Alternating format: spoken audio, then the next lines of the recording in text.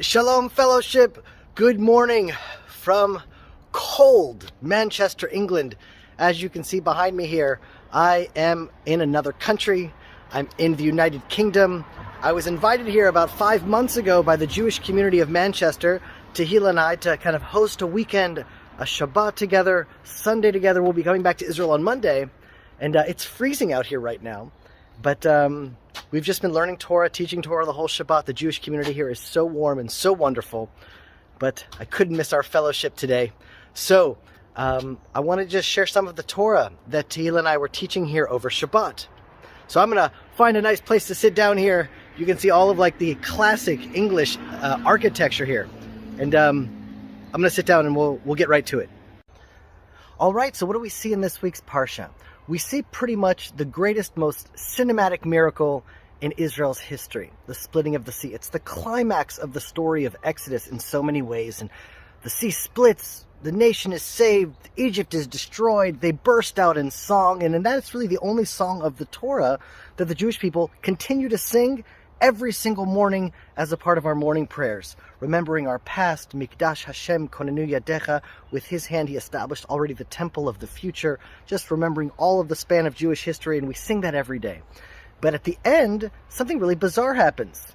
The song ends, and you'd think, okay, that's the win. But if you read now in Exodus chapter 15, verses 20, Miriam the prophetess, the sister of Aaron, took her drum in her hand, and all of the women went forth with her drums and with dances. And it's like, what? Didn't they just sing a second ago? Like, what's happening here? Why is all of a sudden now Devorah rising up with drums and a new song? Like, what's happening? And why does it also say Miriam the prophetess? Excuse me, not Devorah, Miriam. Why does it say Miriam the prophetess? And Rashi actually asks, prophetess? When did she prophesy?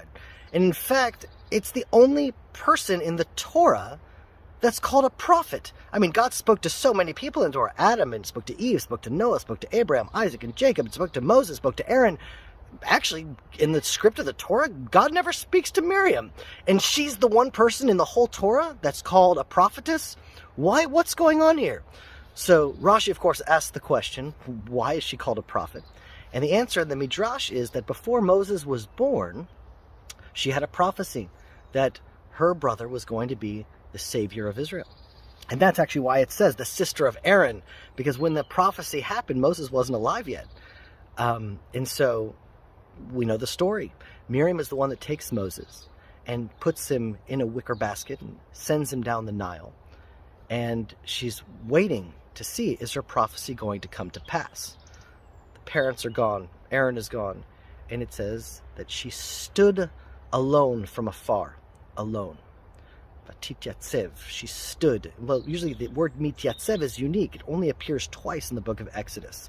One is when Miriam is standing alone watching Moses. And the second time is when Moses says, Tityatzvu, stand here and watch the salvation of God. And in both of those places, lityatzev, la'amod means to stand. Lityatzev comes from the word yatziv, which means stable, to stand in place and watch the salvation of God. And I was thinking that both of those scenarios, Miriam and the people of Israel, are really stuck between a rock in a hard place or a sea in a hard place. Meaning, on one hand, they have the decree of the Egyptians to kill every boy of Israel. And on the other hand, they have the Nile. The baby's not going to be able to swim. Between the Nile and between the Egyptians, between the water of death and the annihilation of the Egyptians.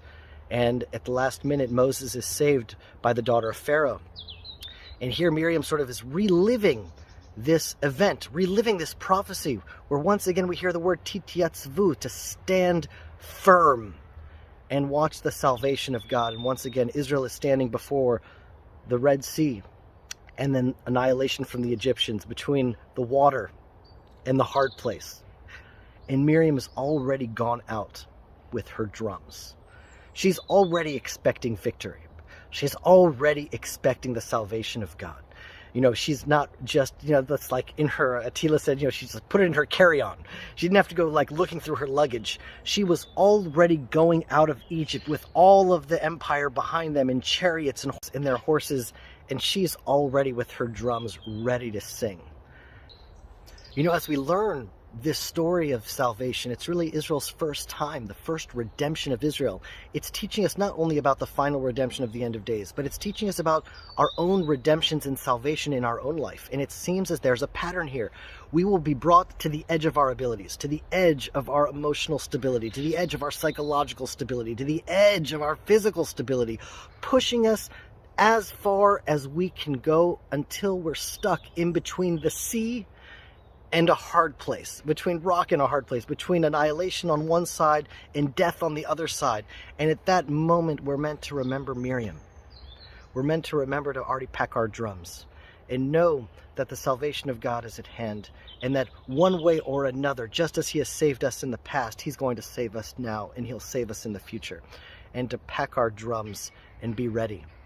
And it is to live with mityatsev, to stand firm. And, the last week I was so sick in Israel. And as the day was coming closer, I had committed to coming to Manchester months in advance. And I was like, I just can't believe they've prepared so much. I mean, high schools and synagogues. And I've been speaking multiple times every day since arriving Thursday night. And I'm going to have to cancel. And I said, how is this all going to work? And I was just thinking, lityatsev, to stand firm.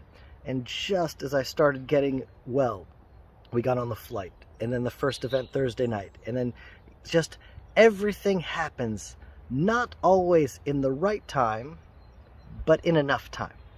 And so we should all be blessed with the blessings of Miriam.